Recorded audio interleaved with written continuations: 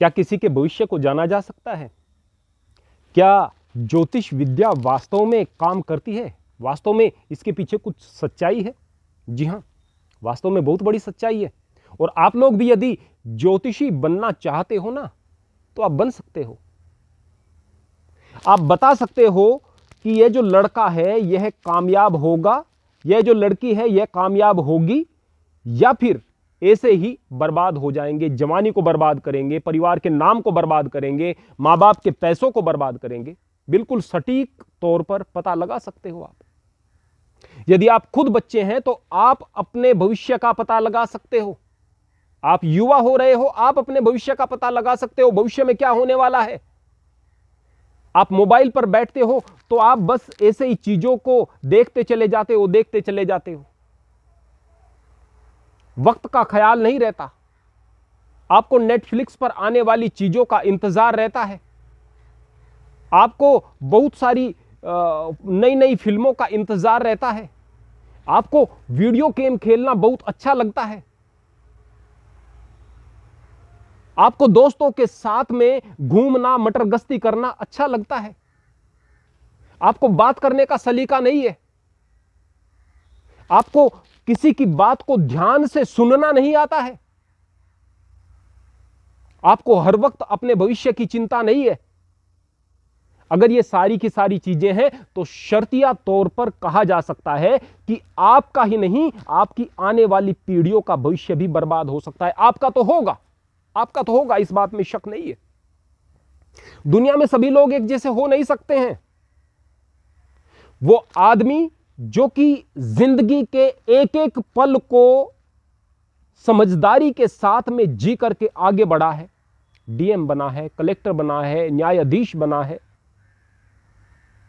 बड़ा आईपीएस अधिकारी बन गया है, ब्रिगेडियर बन गया है, क्या शान है, क्या रुतबा है, आप देखकर प्रभावित होते हैं। लेकिन उसके पीछे की तपस्या, उसके पीछे के संघर्ष के बारे में आपने सोचा है? ये वो लोग होते हैं जो अपने लक्ष्य के पीछे बहुत पक्के होते हैं, बहुत दृढ़ होते हैं। दुनिया की रंगीनियों से, इन झूठी मूठी वासनाओं से इन्हें कोई मतलब नहीं होता, और इनकी जिंदगी में हर वो खुशियां होती हैं जो वास्तव में एक व्यक्ति को, सफल व्यक्ति को मिलनी चाहिए। और उस आदमी का भविष्य बर्बाद होता है जो कि वास्तव में हर प्रकार से स्वच्छंद रहना चाहता है, स्वतंत्र रहना चाहता है, मां बाप को समझता है कि ये बार बार हमारे सामने व्यवधान उत्पन्न करते हैं, इन्हें पता नहीं कि भाई किस तरह का जमाना आ गया है, नए जमाने में तो लड़के लड़कियां इस तरह से घूमते हैं, इस तरह के काम करते हैं, इत्यादि इत्यादि। ये जो स्वच्छंदता है यह बर्बाद करके रख देती है। जैसे कि एक कछुआ एक कवर के, अपने कवच के अंदर है तो वो सुरक्षित है। यदि वे कवच से बाहर निकल करके और अंगड़ाई लेकर कहे कि वाह अब मैं आजाद हो गया हूं, वो कवच से बाहर निकली हुई स्वतंत्रता, वो नंगापन, वो उसे किसी चीज का निवाला बना देगा। बड़ा नर्म होता है उस कवच के बगैर। वो कोई भी मांसाहारी दरिंदा आकर के उसे खा जाएगा। आज इस नंगेपन को, इस स्वच्छंदता को स्वतंत्रता समझ रहे हैं हमारे नौजवान, और हमारे मां बाप इस बात को देख करके खुश हो रहे हैं कि हमारे जो बच्चे हैं वो प्रगतिशील हैं। यह प्रगतिशीलता उनके भविष्य को बर्बाद कर रही है, उनकी जवानी को तबाह बर्बाद कर रही है, उनके भविष्य को बर्बाद कर रही है। और जो मां बाप हैं इस तरफ ध्यान नहीं दे रहे, वो खून के आंसू रोएंगे, खून के आंसू।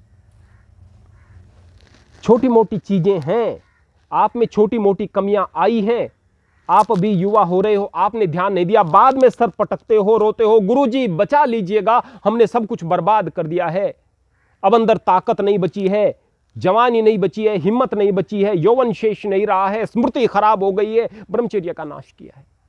मां बाप कहते हैं लड़की भाग रही है, हाथ से निकल रही है, लड़का सामने से बोलता है, क्या करूं। एक बाप एक बंदे को फोन करता है जाकर के कि बस मैं यहां पर खेत में आकर के फोन इसलिए कर रहा हूं कि बाहर घर पर तो मेरा बच्चा सुन लेता, मेरा बच्चा बिल्कुल बिगड़ गया है। बच्चा कितनी उम्र का? अभी 17 साल का है। बाप से ताकतवर हो गया है 17 साल में ही, बाप को आंखें दिखाता है, ऐसा लगता है बाप को कि बेइज्जती कर देगा, पटक देगा तुम्हें। अभी उसके सामने उसकी कमियां अपने मित्र को नहीं बता सकता है। यह स्थिति आई क्यों? क्यों आई ये स्थिति? ये छोटी छोटी चीजें जब हो रही थी तब आपकी आंखें बंद थी, जैसे कि उन बच्चों की आंखें बंद थी जब वो वासनाओं के गुलाम हो रहे थे, आज बर्बाद हो गए तो आज सोचते हैं कि क्या करें। वो मां बाप जो पहले चीजों को नजरअंदाज कर रहे थे, मोबाइल लाकर दे रहे थे बच्चों को, बच्चे उसमें क्या देख रहे हैं, क्या कर रहे हैं, कोई फर्क नहीं पड़ता है। कि कहां घूम रहे हैं बच्चे, कोई फर्क नहीं पड़ता है। सारा दिन वीडियो गेम खेल रहे हैं बच्चे, कोई फर्क नहीं पड़ता है। शरीर खराब कर रहे हैं बच्चे, कोई फर्क नहीं पड़ता है। बच्चों के व्यवहार में परिवर्तन है, भाषा में परिवर्तन है, कोई फर्क नहीं पड़ता है। और एक दिन इतना बड़ा फर्क पड़ जाता है कि आपके हाथों से बात निकल जाती है। मैं स्पष्ट रूप से कहता हूं कि भविष्य में क्या होना है आपका वर्तमान देख करके बताया जा सकता है।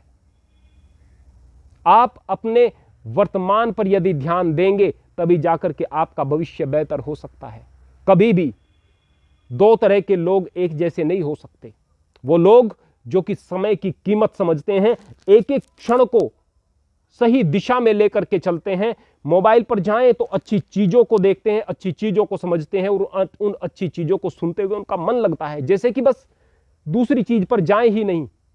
और वो बच्चे जिन्हें अच्छी बातें जहर लगती हैं, अच्छी चीजें जहर लगती हैं, रील्स अच्छे लगते हैं, विपरीत लिंग की तरफ आकर्षण बहुत ज्यादा है, समय को बर्बाद करते हैं, वो दो बच्चे एक जैसे नहीं हो सकते। वो दो बच्चे एक जैसे कतई नहीं हो सकते जो अध्यापक की बात को बड़े ध्यान से सुनते हैं, गुरु के स्थान को बहुत ऊंचा मान करके रखते हैं, और वो बच्चे जो गुरु की अवमानना करते हैं, इज्जत की कोई भावना गुरु के प्रति नहीं, सोचते हैं कि बस ये कुछ चीज हमें सिखा रहा है, हम सीख रहे हैं, दैट्स ऑल। ये दोनों बच्चे एक जैसे कभी नहीं हो सकते।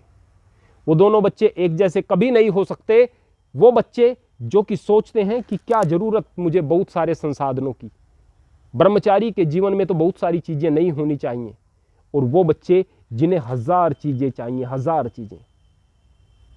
ये दोनों बच्चे एक जैसे कभी नहीं हो सकते। तो इन दोनों बच्चों का, इन दोनों प्रकार के लोगों का एक जैसा भविष्य कदापि नहीं हो सकता। भविष्य को यदि बेहतर बनाना है तो आत्म कल्याण के लिए आत्मनिर्माण पर बहुत पहले से ही लगना बहुत ज्यादा जरूरी है। हरि ओम, हरे कृष्ण।